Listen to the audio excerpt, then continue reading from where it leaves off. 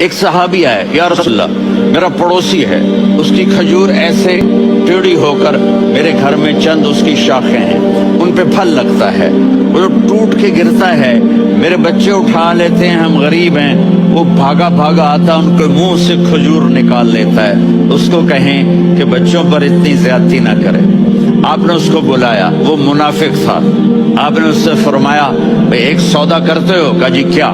کہا یہ کھجور مجھے دے دو اور اس کے بدلے جنت میں کھجور لے کے دوں گا۔ وہ کہنے لگا یا رسول اللہ یہ اصل میں میرے بچوں کو بہت پسند ہے، کوئی اور کھجور ہوتی میں دے دیتا، یہ تو میری معذرت ہے۔ وہ تو منافق تھا، اٹھ کے چلا گیا۔ ایک صحابی بیٹھے تھے،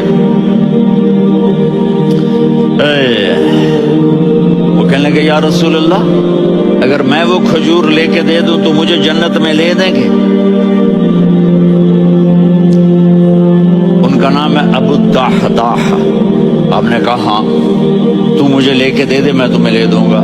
وہ اس کے پیچھے چلے گئے، اے بھائی کتنے میں بیچو گے؟ میں نے کہا جا جا، میں نے اللہ کے نبی کو نہیں دی، تمہیں کیسے دے دوں؟